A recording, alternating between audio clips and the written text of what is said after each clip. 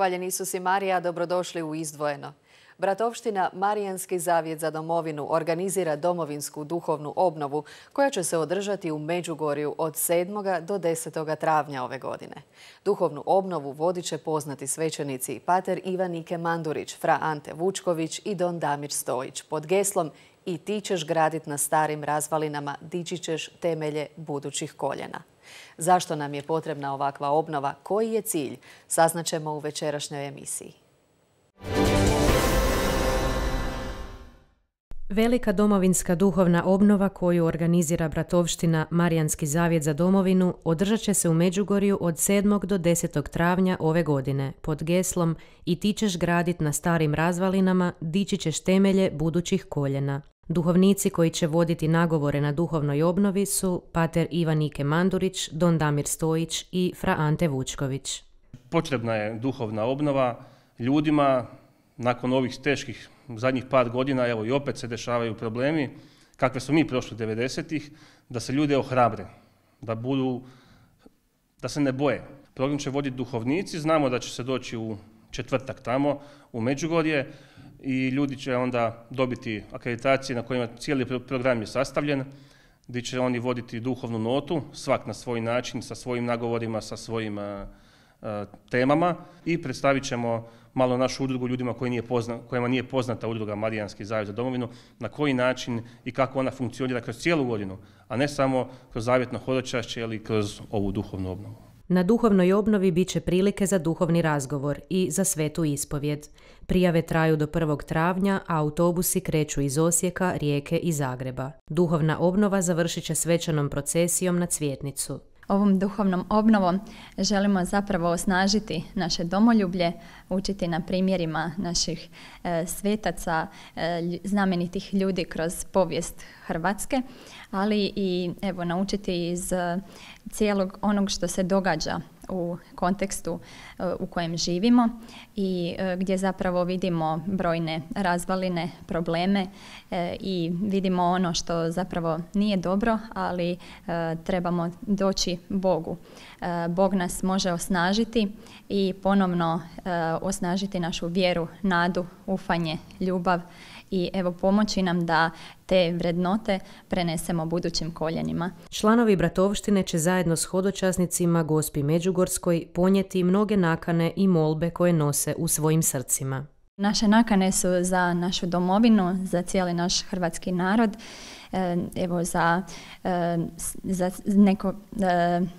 želimo zapravo potaknuti zajedništvo svih ljudi, moliti za mlade, za naše svećenike, za obitelji, za nekako svakoga čovjeka da pronađe svoje mjesto i da izgrađuje našu domovinu.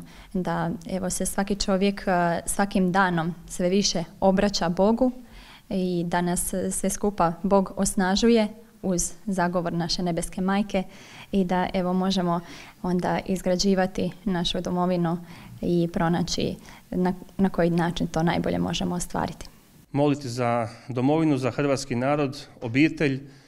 Kako se meni nedavno proširila obitelj, tako želim da svi moji prijatelji koji su vani vrate sa svojom obitelji u Hrvatsku i prošire sjeme hrvatskog naroda. Marijanski zavjet za domovinu najpoznatiji je po hodu za domovinu, koji se održava tokom ljeta. U 75 dana glavne rute, od Osijeka pa sve do Dubrovnika, hodočasnici prijeđu 1700 km. Ovogodišnji hod za domovinu 8. je po redu, a započet će 11. lipnja u Osijeku. Raspored ruta je već objavljen na našim web stranicama marijanskizavjet.hr i ondje se može vidjeti detaljnije i svatko se može priključiti prema vlastitim mogućnostima. Ova bratovština tokom cijele godine održava razne projekte u razvojnom centru na zagrebačkoj adresi, a molitva za domovinu im je najvažnije poslanje. Mole svakog četvrtka u 20 sati i to u 10-ak gradova diljem Hrvatske. A s nama u studiju večeras je pater Ivan Ike Mandurić, superior rezidencije Družbe Isusove u Osijeku. Hvaljen Isus i Marija i dobro nam došli.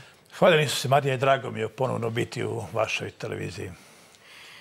Drago nam je evo, da vas možemo ugostiti i da to možemo učiniti upravo na ovu jednu hvale vrijednu inicijativu i lijepu temu koja, vjerujem, zaokuplja mnoge u ovim vremenima. Samo što smo pomislili da nam je pandemija na kraju i da ćemo se nekako malo opustiti, malo predahnuti, malo uspjeti vratiti u neke stare planove i naše načine života, nešto što smo si onako mislili. Počeo je rat u Ukrajini. Ova naša večerašnja tema o duhovnoj obnovi u Međugorju mislim da ima velike veze i poveznice evo upravo i sa ovim trenutnim stanjem na kojeg vjerojatno niste računali dok ste zajedno sa ovom bratovštinom Marijanskog zavjeta organizirali i inicirali ovu duhovnu obnovu. Međutim, ljudi se boje. Rat u Hrvatskoj nije bio tako davno. Svima nam je još u krvi taj poznati strah i na njega reagiramo kako su i sami Ukrajinci primijetili koji su, evo, nažalost morali izbjeći iz svojih domova i završili su neki od njih i u Hrvatskoj, vidjeli da hrvatski narod posebno suosjeća. Evo, dakle, prisjećamo se nerado sada svih situacija iz Domovinskog rata, a zapravo nam to govori da nismo nikad smjeli zaboraviti.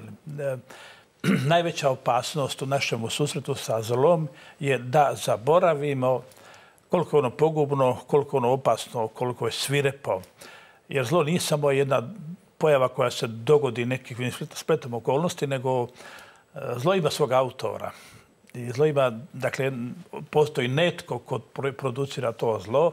Mi kršćani znademo tko je to i Sveto pismo nas stalno upozorava, ne smijemo zaboraviti. Gdje se nalazimo, da moramo biti budni i tako dalje. Evo, to pokazuje uvijek, dakle, ta opasnost i ta opasnost postoji, ta mogućnost postoji. Domovina je dar Božji. Isus je sigurno bio veliki domoljub, posvetio se svojoj domovini, i Marija, i Josip i tako dalje. Dakle, to je nešto što evo, nekako pokušavamo iznova u temu otvoriti. Vidimo sada kako to Ukrajinac, kako ukrajinski narod to ponovno proživljava i uviđa, sada osobito uviđa koliko je važna, koliko je silno važno brinuti o domovini, a to znači ponajprije sjećati se i misliti na pogibelji koji mogu biti i stalno moliti, ali ne samo moliti, nego brinuti o njoj na svaki način. To je jedna baština koja je povjerena, o kojoj se mora brinuti. Dakle, to je svakako aktualizira dodatno ovu našu temu i siguran sam da nas potiče i nas same da se pitamo ponovno je li moguće ponovno doživjeti neku ugrozu ovakvu ili onakvu i budi nas i osvješćuje kako u sebi moramo iznova probuditi tu ljubav, ponovno posvijestiti što nam domovina znači, ponovno posvijestiti koliko nas je koštala ta borba za slobodnu Hrvatsku. Evo, svakako da će to biti nešto što će nas prožimati i duhovnu obnovu, ovu našu domovinsku duhovnu obnovu u Međugorju. Neki smatraju da su te teme domovinskog naslova i motiva možda malo pretjerane, da naravno, jer ne mogu se ne vezati uz rat. Domovina naša je zapravo nastala kroz rat i mnogi vežu ta negativna sjećanja i smatraju, koliko smo samo puta čuli kroz medije, nemojte to ponovo, zar ćemo se opet dijeliti ko je gdje bio 1991. što smo, kako smo i gdje smo. Međutim, smijemo li na taj način gledati? Jer ovo što ste rekli, domovinu stalno trebamo promišljati, na njoj biti zahvalni i za nju moliti. Pa nema ni jedne slobode bez borbe, na bilo kojem području. Fizičkom, duhovnom, duševnom. I svugdje prijeti opasnost da se ta sloboda izgubi. I tako na mikrorazini i tako na jednoj globalnoj razini. Čovjek može biti nesmotren i vrlo lako izgubiti slobodu, ne znam, ući u nekakvu financijsku ovisnost i izgubiti tu slobodu. Da bi i kasnije tu slobodu ponovno vratio, treba se krvavo za nju boriti. Uvijek su to nekakve prijetnje. I nažalost, rat je vrlo često put do slobode. Dakle, to je nemoguće izbjeći, nažalost je nemoguće to izbjeći. Alternativa je ropstvo, a ropstvo je neizdrživo. Znademo kako je židovski narod izišao iz ropstva jednim posebnim Božjim interventom. Međutim, ne možemo očekivati da će se tako dogoditi u Hrvatskoj. Mi možemo za to moliti, ali u jednom času moramo stati na put nasilju, razbojstvu i izložiti svoj život, kao što je Krist izložio svoj život braneći našu slobodu i naš identitet i naš život u cjelini. Evo, dakle, to su okolnosti, to je vrijeme, to je stvarnost u kojoj živimo. Nijedne slobode nema bez žrtve. Nažalost, to je tako. I ta iluzija, mi se stalno čudimo, u svakom stoljeću iznova se čudimo, pa zar i u ovom stoljeću. Tako će biti i u 23. stoljeću, i 24. i 25. i svakom stoljeću ta pogibelj će postojati. Jer čovjek ili sustav koji nije s Bogom, on je spreman na sve da bi došao do onih napasti koje zli Isusu u pustinji stavlja na put. Dakle, u svojoj gramzivosti, u svojoj taštini, u svojoj oholosti, ako je bez Boga, svaki sustav će posegnuti za svim raspoloživim mogućim sredstvima, ako mu to bude dopustivo. Zato je uvijek važno biti spreman, brinuti o tome, prevenirati i tako dalje, ali nada sve molitveno se krijepiti, moliti za domovinu, dakle, ali ne samo to, nego i osvješćivati zapravo koja je naša uloga kao vjernika u domovini, što Bog želi, kakav Bog želi naš odnos prema domovini i tako dalje. Zato je vrlo važno ponovno iz te perspektive propitati, zato smo je nazvali domovinska duhovna obnova, da vidimo gdje je Bog u tom našem domoljublju, u tom našem angažmanu, u tom našem odnosu, u tom našem aktivizmu, u toj našoj molitvi, u tim našim vrijednostima i tako dalje. Dakle, ima to dosta nejasnoća, dosta pitanja. A s druge strane, osobito u ovoj našoj duhovnoj obnovi posebno se bavimo i braniteljima, jer evo vidimo zapravo da ni tu nismo dovoljno iskoračili, nismo ni tu razvili neke modele, duhovne programe za branitelje. To je jedna populacija koja je najviše pretrpjela, u tom smislu treba osobito duhovnu skrb i tako dalje. Nažalost, evo i crkva je to malo zakazala, nismo razvili modele, nemamo centre, nemamo svećenike koji su se osobito tome posvetili. Pa evo, ovo je također možda jedan pokušaj da istražujemo, otkrivamo kako dalje na tom području. Prije nekoliko godina ste rekli da je najveća potreba u ovom trenutku pastoralni rad na jačanju domovinskog identiteta koji je slab zbog dezorijentacije naroda u cijelosti. Evo, prošlo je gotovo 4 godine od tada. Je li se što promijenilo? Jeste li išta primijetili? Pa malo, ne znam da je se tu jedva šta promijenilo. Kada odemo negdje u neke zemlje u inozemstvu i vidimo kako se kod njih gradi taj ponos, to dostojanstvo, koliko se misli i koliko se svugdje čita ta poruka, koliko je dostojanstvo njihovih veterana, njihovih bitaka, ratnih veterana u Americi, Australiji, Kanadi, Engleskoj i tako dalje. I da kada to usporedimo sa Hrvatskom, vidimo zapravo da smo to u velikom, velikom raskoraku. Da bi ljubav, naime, da bi se spriječilo bilo što u Hrvatskoj što nije dobro, uistinu važno je i poticati na domoljublje. Dakle, ako je nama domovina sveta, ako nam je svetinja, sve ono što se poistovjećuje sa domovinom, to možemo tu uvrstiti sve od okoliša, ekologije, korupcije, obrazovanja, kulture i tako dalje. Dakle, ako smo u ljubavi prema domovini, onda ćemo, iako smo ohrabreni da o njoj brinemo ako nam je ona sveta, onda će svatko osjećati impuls i potrebu da se angažira, da štiti to što je vrijedno. I da bi se to razvijalo, dakle, važno je stalno slati tu jednu poruku sa svih razina, osobito sa institucija vlasti, civilne vlasti, pa i crkvene vlasti, medija, kulture, obrazovanja i tako dalje. U Hrvatskoj to silno nedostaje. Možemo se pitati zašto je to tako, ali dakle, silno nedostaje.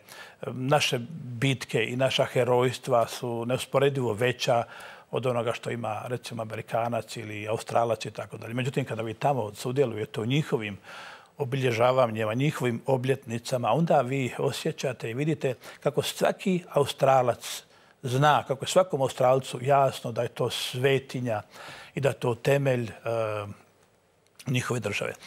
Evo, mi nekako nismo izišli, nažalost, još uvijek iz toga i nemamo nekakvu strategiju, rekao bih nacionalnu strategiju, čini se tako, osjeća se po rezultatima se to vidi. Možda ona postoji, ali je manjkava.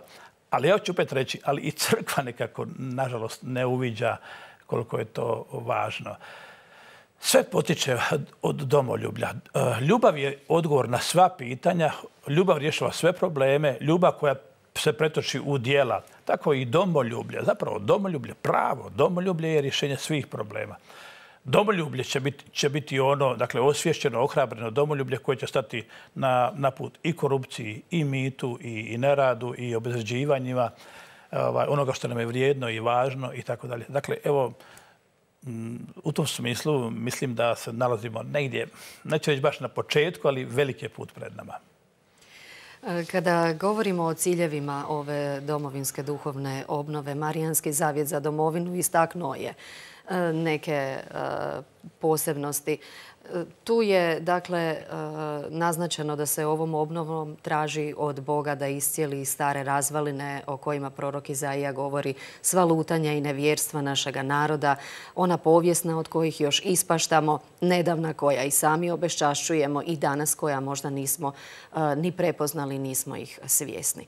Koje su sve zamke prošlih vremena, kako one danas utječu na nas kada govorimo o tome, dakle, nevjerstvu, lutanjima, povijesnim nekim propustima. Možda nije svakome od nas jasno zašto za to treba moliti, za takva iscijeljenja i takva shvaćanja i onda na osnovu toga putokaz za dalje. Dakle, zaborav je uvijek najveća opasnost koja stoji na putu nekom progresu. Zaborav i nespremno da se uči iz iskustava. A taj zaborav se odnosi i na naše grijehe. Općenito sva duhovnost zapravo počiva na tom temelju, dakle, da čovjek ne zaboravlja da je on krhak, da je on griješno stvorenje i da je potreban Božje milosti. I da je činio grijehe. Tako pojedinac, tako i narod. Mi moramo sebi pogledati u oči i priznati neke naše povijesne propuste, povijesne grijehe, ali i aktualne koji su prisutni na raznim područjima i uzeti ih na sebe. Ne možemo zato optuživati nekog drugog. Doista možda i nismo subjektivno pojedini od nas konkretno sudjelovali u nekim grijesima. Međutim, Krist uzima na sebe sve naše grijehe. On uzima križ svih nas. A tako i mi moramo imati, probuti u sebi tu raspoloživost, uzeti na sebe tu spremnost da okajavamo svoje grijehe, da molimo da Bog nama oprosti. Možemo se sjetiti Ninive, recimo grada Velikoga, kada je kralj naložio svim građanima da se svi obuku u kostrijeti, poste i mole. Takvih slučajeva u povijesti je bilo jako puno. Nedavno i Papa pozvao sve nas da na čistu srijedu postimo i molimo za Ukrajinu. Dakle, ja sam pripadnik ovog naroda. Nije bitno tko je počinio pojedini grijeh i pojedini propust. Možda to učinio u neznanju, možda on nije u mogućnosti spoznati svoj grijeh, ali ja jesam spoznati i prepoznati kako je taj grijeh prisutan u mojemu narodu. I obično smo skloni tražiti krivca i nekako pokušavamo njega sankcionirati i njemu pripisati nekakve kazne i tako dalje. Međutim, to nije kršćansko načelo. Kršćansko načelo je, ako ja vidim da on toga nije svjestan, jedan dio moga naroda ili možda i čak i veći dio moga naroda nije svjestan svojih grijeha, to mene i nas ne priječi da mi to uzmemo na sebe, da mi Gospodinu dajemo zadovoljštinu, da mi želimo, evo, da mi molimo za to obraćanje i uzmemo na sebe i to, dakle, i priznamo, mi se kajemo, ja se kajem u ime mojega naroda za ono što je bilo u prošlosti, jeli, znate što je komunizam činio i tako dalje, druga vremena, koliko su brojni od nas bili učinjeni. Tu je Blajburg, znademo koliko je tu nas stradalo i koliko je dionika mojega naroda činilo te zločine. Tako u ovom vremenu možemo se tu sjetiti i drugih nekih stvari. Tu su stvari koje su nam stalno pred očima, stvari koje su spominjali iz područja korupcije i prirodnog kriminala, a onda je tu također i pitanje abortusa i tako dalje. Dakle, to su sve stvari koje se tiču mene. Ja imam pravo i pozvan sam nekako kao Krist uzeti na sebe tu krivicu i moliti Gospodina da mene, moj narod, u cijelosti ozdravi. To je moj korpus, to je moje tijelo, to je moje biće, ja pripadam tom biću. i dati Gospodinu zadovoljstvu i moliti za to, nekako u to propitivati što možemo još dodatno činiti da iziđemo iz toga. Koji je put? Nećemo sada možda dati odmah odgovor na to pitanje, ali ova domovinska duhovna obnova nas želi sve ohrabriti i pozvati da jednako se tako postavimo i tako činimo. Moramo spomenuti za samo mjesto održavanja duhovne obnove odabrano je Međugorje. Duhovna je obnova domovinska, naravno za sve Hrvate gdje god da se oni nalaze i prijave jesu već, koliko sam shvatila, jesu krenule, ali su već i privukle mnoge, ne samo iz Hrvatske, ne samo iz Bosne i Hercegovine, nego i iz drugih dijelova svijeta. Tome možemo zahvaliti i što su se ove prilike malo popravile što se tiče pandemije. Kako vi proživljavate, jeste li i vi možda sudjelovali u ovoj odluci da upravo tamo bude ova duhovna obnova? Koliko to znači? Da, jako je važno gdje se nešto događa. Vjernicima je Međugorje silno puno znači. To je da hrvatska priča koja nas je pratila i još za vrijeme starog sustava i s njom smo prošli kroz Domovinski rat i doživjeli smo i doživljavali koliko nam je to značilo međugorska pobožnost za vrijeme Domovinskog rata. Siguran sam da zahvaljujući Međugorju su hrvatski branitelji nosili krunicu oko vrata. Na neki način je ovo svojevrsna i zahvala Gospi i Međugorju, Međugorskoj Gospi za tu milost koja nam je ulivena kroz tu pobožnost. I dakle, uistinu to je vrlo važno. Svi su branitelji na neki način vezani sa Međugorjem i sigurno da je to razlog zašto ljudi više žele doći tamo. I to jest, evo, mogu reći, bila i moja ideja. Mi smo prije 2 godine to isto htjeli napraviti, pa nas je spriječila pandemija. Ove godine smo se isto malo bojali, ali smo evo nekako ipak procijenili da će to proći, pa čini se da smo to ovaj put dobro odlučili. Važno je da je to u Međugorju i uvjereni smo dakle, da je to nešto što je vezano doista, premda Međugorje nije u Hrvatskoj, ali na neki način tim više simbolizira zapravo da domovina nije samo uski prostor na kojem je danas Hrvatska uredila svoju državu i tako dalje, nego domovina se može živjeti i u Australiji, i u Hercegovini, i u Kanadi, u nekom smislu na jednak način, dakle jednako to isto domoljublje. Možda nekoliko riječi o tome zašto domovinska, zašto je zovemo domovinska duhovna obnova. Dakle, mi imat ćemo naravno klasične teme koje sadrže, od kojih se sastoji svaka duhovna obnova, ali uistinu svakom području, svako područje ima svoje specifične teme. Ne znam, svi smo čuli za duhovne obnove, za, ne znam, liječnike, za gospodarstvenike, za prosvjetne djelatnike i tako dalje. Što se događa na tim obnovama? Dakle, iz posebne perspektive se prolaze iste teme. Uvijek su to područje grijeha, obraćenja, života u crkvi, u novoj milosti i tako dalje, oproštenja.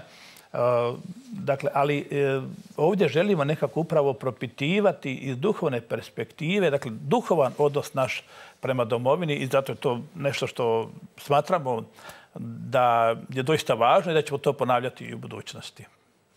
Evo, još ćemo jednom spomenuti i vaše suvoditelje na ovoj duhovnoj obnovi. To su Frante Vučković i Don Damir Stojić, koji jednako kao i vi intenzivno i spominju i govore o domovini tijekom i svojih propovjedi i svojih djelovanja koje imaju u mjestima gdje se nalaze.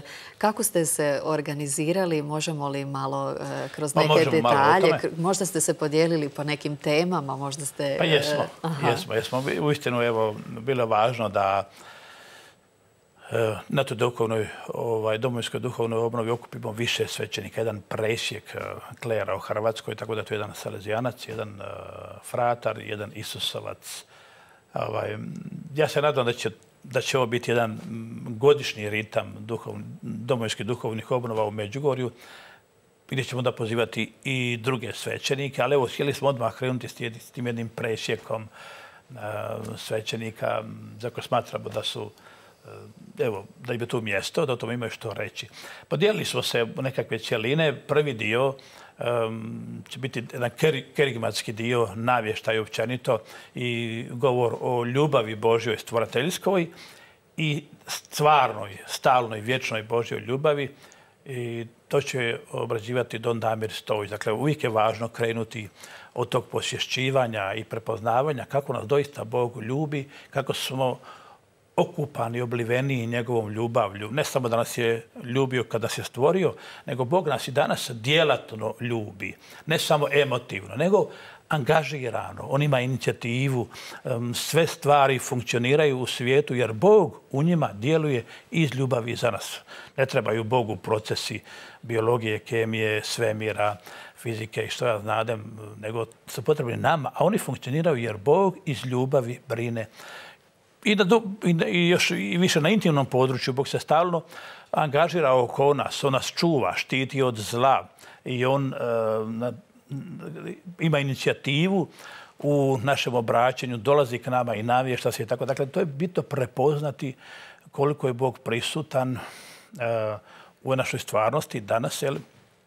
I to će obrađivati don Damir Stojić. Druga ćelina će biti ćelina grijeha i obraćanja. To će obrađivati Frante Vučković, gdje će govoriti o toj strukturi grijeha općenito i gdje ćemo, evo, očekujem, prepoznati kako zlo djeluje općenito, a onda kako djeluje u našem životu i prepoznati što doista čini čovjeku na njegovom životu, unutarnjem životu, ne bi li uvidjeli zapravo kako su sve tuge i žalosti i boli koje mi proživljavamo rezultat zloga i grijeha koji nas u biti uništava, čini disfunkcionalnima. Postajemo manje ljudi, manje humani, manje sretani, manje duhovni i tako dalje.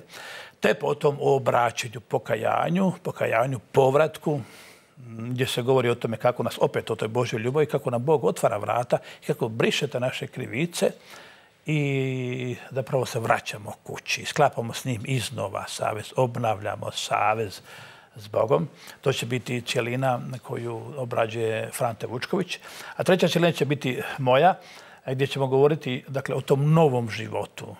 Isus govori o rođenju odozgo, o tome kako smo mi nova stvorenja, našem životu u crkvi, molitvenom životu, o Božjim zapovjedima, dakle o tom u životu u skladu s voljom Božjom, gdje prepoznajemo zapravo koja je uloga čovjeka i pozicija čovjeka, koja je uloga Boga u jednom sređenom životu. Dakle, Bog je onaj koji menadžer mojega života, koji vodi moj život, providonosno njime upravlja, a ja sam shvatio zapravo da jedini način da uspijem u životu je to da imam Boga koji me kroz život vodi. A kamo me to vodi? Pa vodi me u tu vječnost gdje doista patnje više biti neće. Gdje će početi pravi život? Evo, to će biti treća cjelina.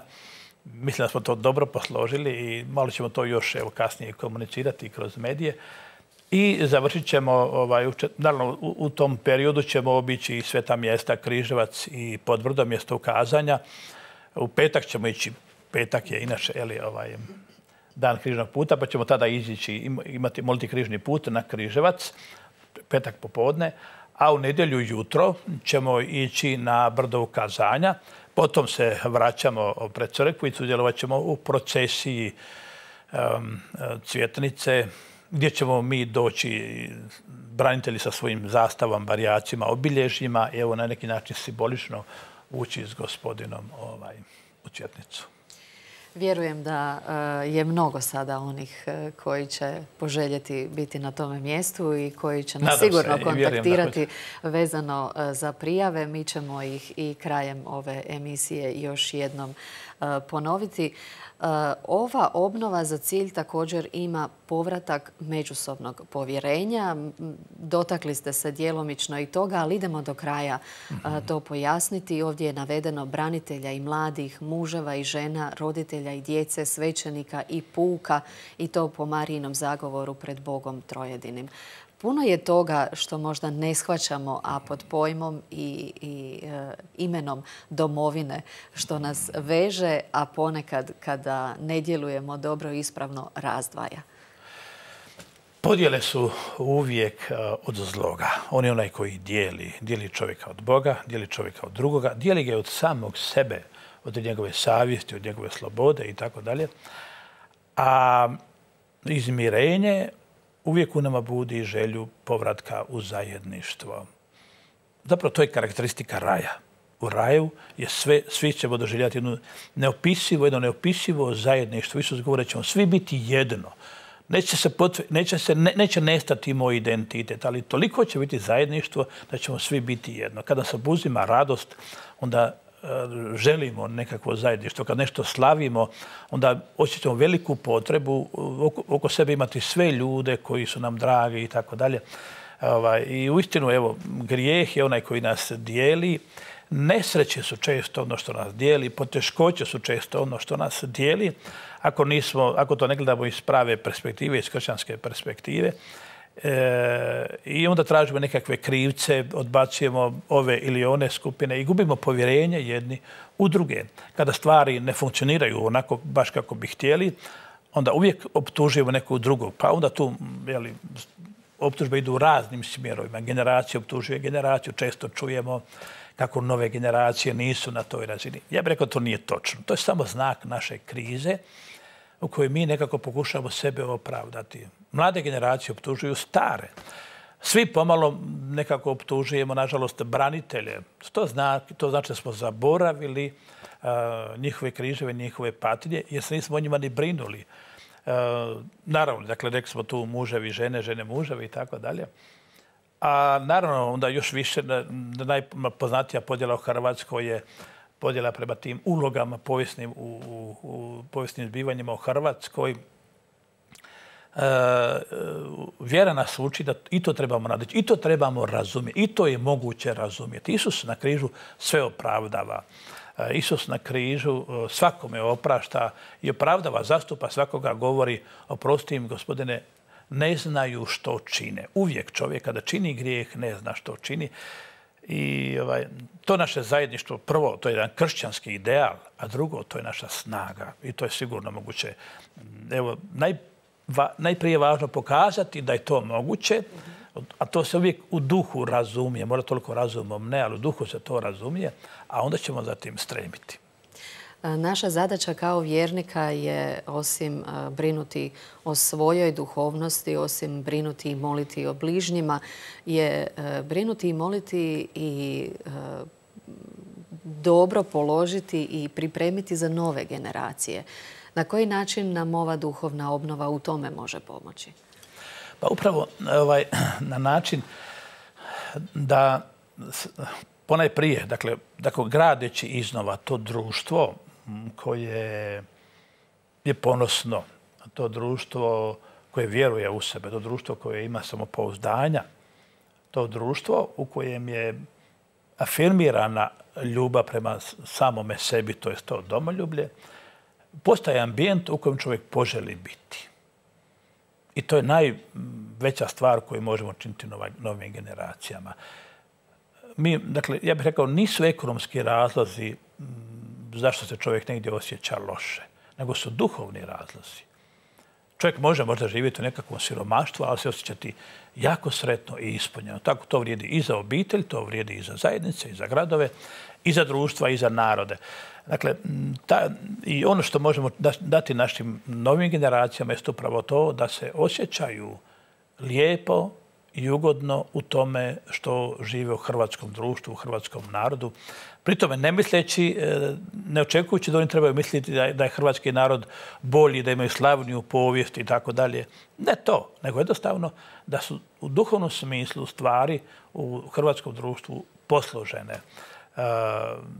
Iako tako to funkcionira, ako smo ohrabrili njih, ako smo stvorili preduvjete i razloge da se osjećaju ohrabreno, ponosno, živjeti taj svoj identitet, govoriti o njemu, onda ćemo u njima i probuditi jednu kreativnu snagu da oni stalno to društvo žele graditi. Ne možemo mi izgraditi Hrvatsku za njih. Izgradit će oni za sebe. Kao što smo mi obranili u svoje vrijeme, tako će oni izgraditi Hrvatsku za sebe, za novo vrijeme. Niti mi znademo kako bi trebala biti u tom smislu, ali ih možemo ohrabriti, motivirati da je to pravo mjesto gdje oni trebaju potrošiti svoje kreativne snage, svoje vrijeme, svoju energiju. Ne treba mladima sređena Hrvatska, nego im treba motivacija i opravdanje, razlog zašto i pokazati im koje je to mjesto gdje oni trebaju potrošiti svoj život i svoje talente. Naravno da je tu, postoji uvijek pomalo onaj jedan sebični motiv gdje je meni dobro, međutim uvijek se u praksi pokaže najveća potreba čovjekova jest naći smisao. A taj smisao sigurno će uvijek više naći ovdje nego bilo gdje drugdje na svijetu. Pater Rike, vi ste jedan od duhovnika bratovštine Marijanskog zavjeta za domovinu. Sudjelovali ste i u prijašnjim hodočašćima, pogotovo prije nego što je zavladala pandemija. Koliki je značaj postojanja ovako jedne zajednice koja redovito okuplja, redovito moli, redovito podsjeća i ovako predano radi za svoju domovinu? Najprije moram reći, dakle, ova bratovština nastala u nekim teškim vremenima kad su branitelji mjesecima, pa i više od godinu dana, bezuspješno ignorirani prosvjedovali u Savskoj ulici.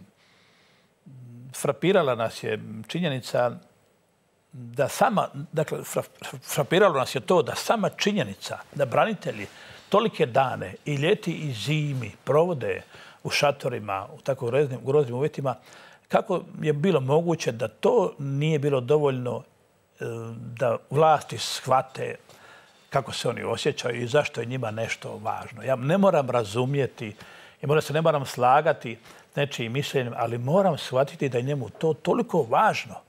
Ako on toliko mjesecima stoji ondje izranjen, invalid i tako dalje, ta činjenica nas je zaprepastila. Kako je moguće, kako smo dospjeli ovdje, jedan takav raskorak. I da to hrvatska vlast koja tako to čini. I u tom času nismo imali što drugo, nego smo počeli pomišljati što bi mogli napraviti na duhovnom području da učinimo što možemo, ne bi li se stvari počele mijenjati. Tu smo također prepoznavali smo još jednu stvar, jednu povijesnu nepravdu koje su namjerno ili nenamjerno hrvatske institucije napravile prema braniteljima. Najgora stvar koju nekome možemo reći u životu jest ne trebam te, ne trebam vas. I to su hrvatske institucije na neki način učinile braniteljima. Maknuli su ih sa svih zbivanjima, nekima su dale mirovine, ali uglavnom nekako se osjećalo da u svim ključnim stvarima, važnim stvarima pokušavamo donositi odluke bez njihovog sudjelovanja. A to su ljudi koji su svoje živote prikazali za domovinu. Doista bili spremni umrijeti za nju, brojni su i umrli, brojni su ostavili svoje zdravlje, a zapravo velika većina je emotivno toliko pogođena tim strahotama, zapravo da su znatno stradali na brojnim područjima. I to je njihov život. I nekome reći ne trebam te ili ne trebam vas mora proizvoditi jednu dodatnu bol i čovjeka bacati u očaj. I to je bilo ono što nas je naklalo da razmišljamo kako možemo mi naći, odnosno možemo li mi otvoriti neki prostor u kojem ćemo branitelju reći ali mi te trebamo. Hrvatska te ipak treba. I tako je nastao Marijanski zavjet. Dakle, to je poziv. Doista, Hrvatska treba branitelje, ali ovaj put na ovaj način. I pozivamo ih, i evo, ponovno koristim tu prigodu, da stave svoje snage i svoje vrijeme da hodočaste. Dakle, uzimaju na sebe pokoru da hodočaste za Hrvatsku, da dođu vremena u kojima će nove generacije još više cijeniti i više brinuti o domovini i zapravo u kojoj će nove generacije nastaviti tu borbu na drugačiji način za Hrvatsku. Dakle, nekako smo htjeli otvoriti prostor i zato smo to nazvali zavjet, Marijanski zavjet. Dakle, branitelj koji se zavjetovao na ovakav ili onakav način u ovoj ili onoj formi da će živjeti, pa ako treba i umrijeti za Hrvatsku, ako je taj zavjet netko prekinuo, mi ga otvaramo i pozivamo ga da dadne zavjet, da će on koliko bude mogao odhodočastiti Marijanski hodočašćima kroz Marijanski zavjet za domovinu. Naravno, to nije jedino što čini Marijanski zavjet, nego evo, imamo ambiciju i plan, činimo i druge duhovne programe. Ne samo duhovne, ali i druge duhovne programe. ono na što su se brojni odazvali, a to je krunica Hrvata svega svijeta koju evo ćemo spomenuti upravo jer i ona vezana je za domovinu, vezana je za sve Hrvate sa istim nakanama, također nastala u određenim neuvjetima, recimo to tako.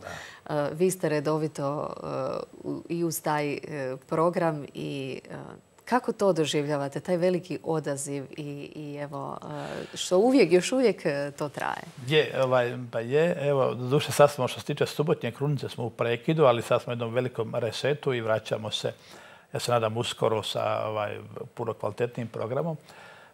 Uvijek kriza čovjeka posebno angažira i osvijesti mu neke stvari na koje zaboravi. Taj potres je, dakle, uistinu protresao svakoga od nas.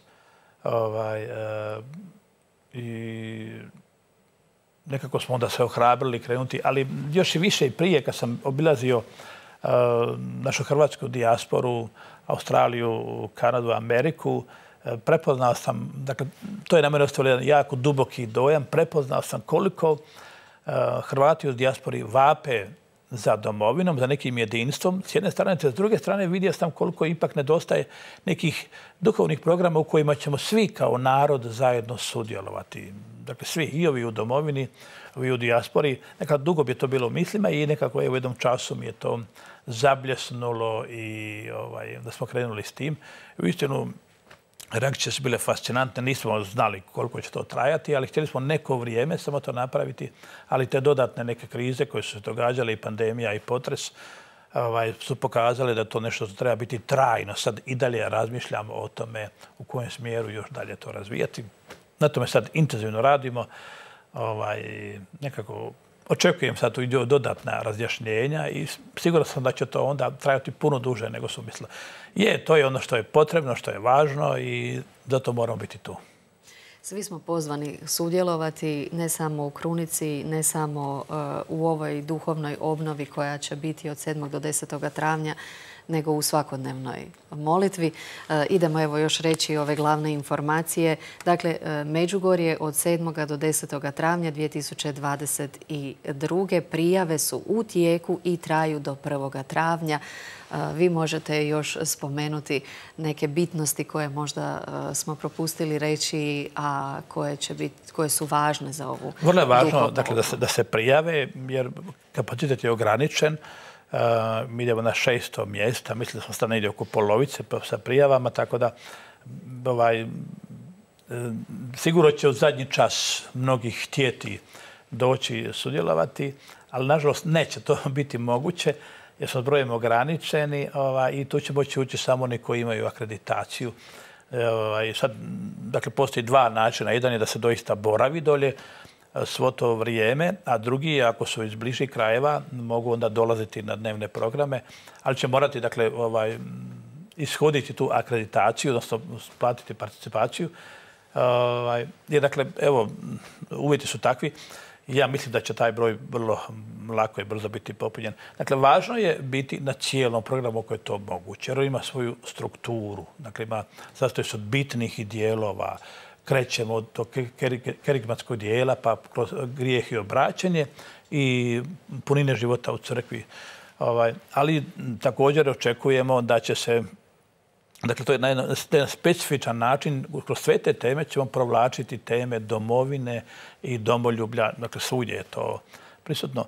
Evo, pozivam i potičem da promisle, prepoznaju koliko je to doista ono što i njima samima treba, da se osnaže u duhovnom smislu, da pronađu duhovne temelje domoljublja kako bi ga mogli živjeti.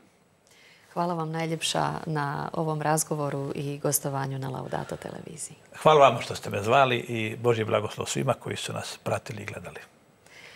Hvala i vama, dragi gledatelji. Toliko u ovom dijelu emisije. Sada naravno slijedi pregled dana. Vjerujem da ćete i nakon toga ostati uz Laudato televiziju, a sutra u emisiji Izdvojeno s vama će biti kolegica Zrinka Glavaš. Svako vam dobro i hvaljen Isus i Marija. Papa Franjo održao je virtualni razgovor s patrijarhom Moskve i cijele Rusije Kirilom, a sastanak je bio usredotočen na rat u Ukrajini i ulogu kršćana i njihovih pastira da čine sve kako bi prevladao mir. Sveti otac zahvaljuje patrijarhu na susretu, potaknutom željom da kao pastiri svega naroda ukažu na put prema miru i da mole za dar mira. Papa i patrijarh Kiril složili su se da crkva ne smije koristiti jezik politike, nego Isusov jezik. Crkve su pozvane pridonijeti jačanju mira i pravde. Ratovi su uvijek nepravedni, jer je narod Božji taj koji plaća. Naša srca ne mogu ne plakati nad djecom i ubijenim ženama, svim žrtvama rata. Rat nije put. Duh koji nas ujedinjuje traži od nas kao pastira da pomognemo narodima koji pate zbog rata. Sveti otac je dodao da su oni pastiri istoga svetoga naroda koji vjeruju u Boga, u presveto trojstvo, u svetu Majku Božju.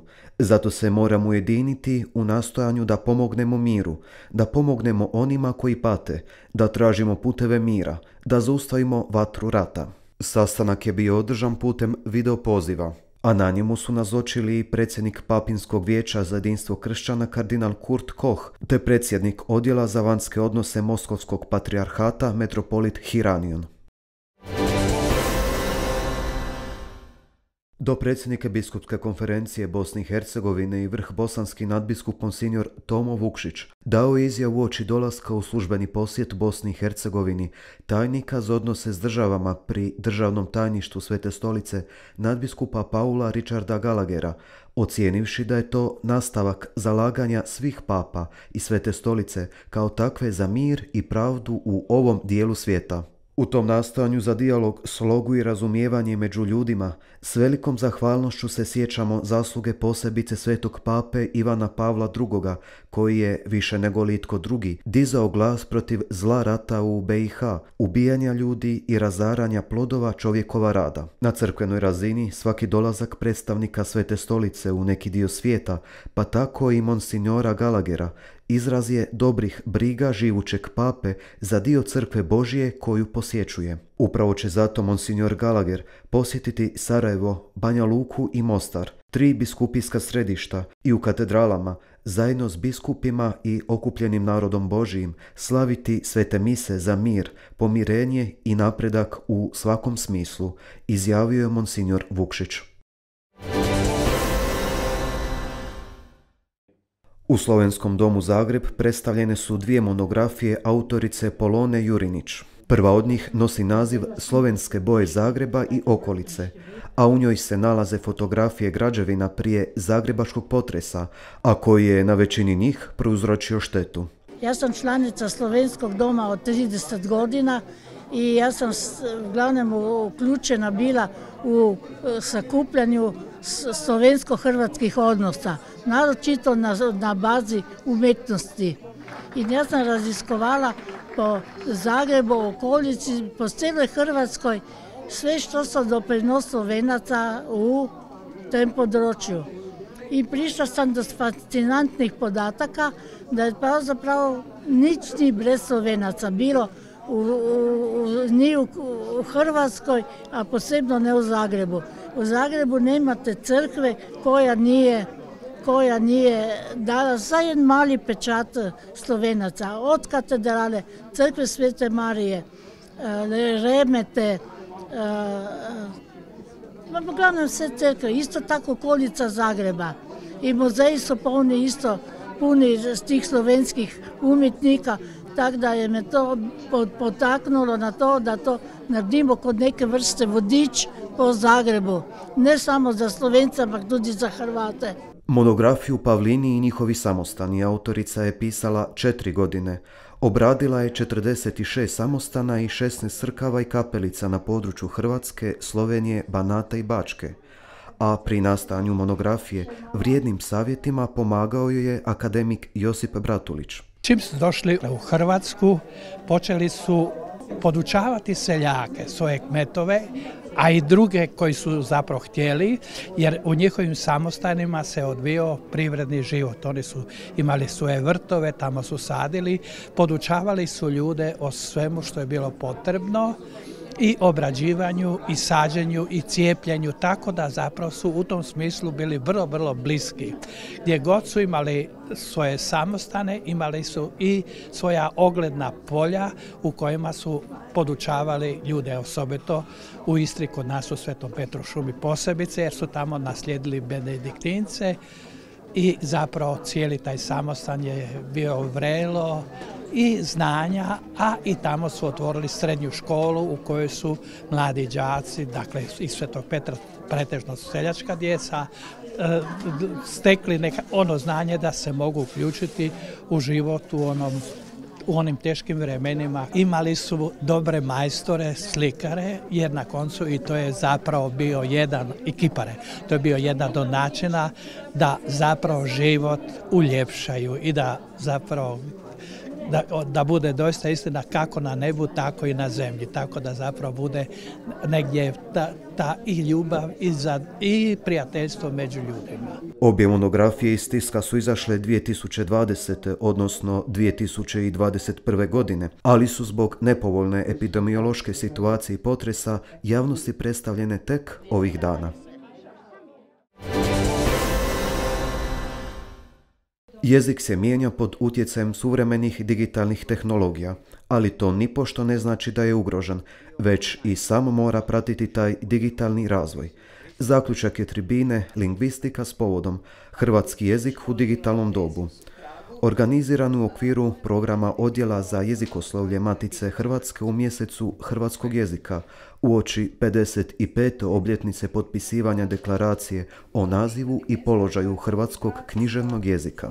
Na taj način pokušao se spojiti trenutak potpisivanja deklaracije o nazivu i položaju hrvatskog jezika, značaj koji je taj trenutak imao za hrvatsku kulturu, povijest i trenutak u kojemu se danas nalazimo, jezik i jezični opisi u kojemu danas govorimo i tehnologije i perspektive u kojima jezik može ići. Deklaracija o nazivu i položaju hrvatskog književnog jezika nastala je u osvit suvremenog digitalnog doba, koje je dubinski promijenila svijet, uključujući i onaj jezični.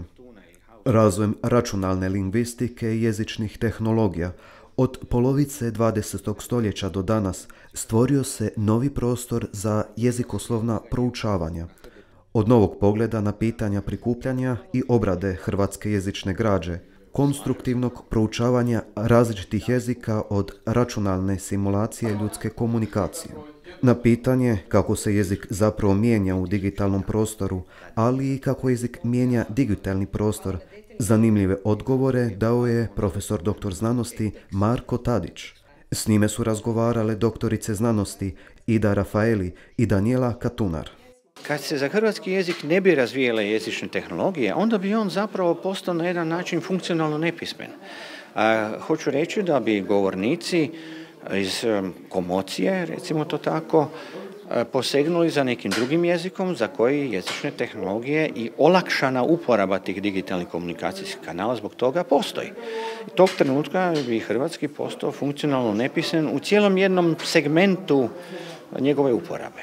Profesor Tadić je iznio i vrlo zanimljiv primjer kako digitalne tehnologije ne ugrožavaju jezik, već ga razvijaju i otvaraju nove mogućnosti njegove upotrebe.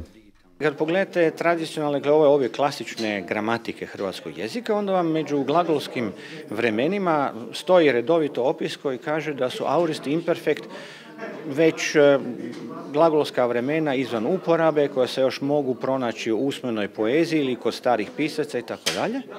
Onda je kao akademkinja Žic-Fuchs još 2000. dakle prije 20 godina napravila korpus SMS poruka. Dobila od svojih studenta SMS poruke i iznenađenja. Odjedanput je nevjerojatno narasla uporaba imperfekta i aurista u hrvatskim SMS porukama. Zašto? Jer su jednostavno kraći od perfekta. Jer perfekt morate imati glagolski pridjev i pomoćni glagol, a aurist i imperfekt su jedan oblik i puno su kraći i na onoj neuljudnoj ili nepristojnoj tipkovnici gdje morate tipkati SMS poruke, pogotovo prije 20 godina kako su izgledale, jednostavno je bilo puno lakše utipkati kraću riječ. I to je egzaktno, kvantificirano, dokazano. Dakle, vidite kako tehnologija odjedanput utječe na uporabu. onih jezičnih struktura koje mi imamo. Imamo ih imamo u zalihama, imamo te vrste glagolskih vremena i tehnologija je utjecala na taj odabir. Iz vrlo banalnog razloga, rekli biste, ali to je sve dio komunikacije, to je sve dio uporabe jezika. A na pitanje kako sačuvati hrvatski jezik u digitalno vrijeme, profesor Tadić ima vrlo jednostavan odgovor. Jezik se ne smije okameniti, već ga je potrebno neprestano razvijati.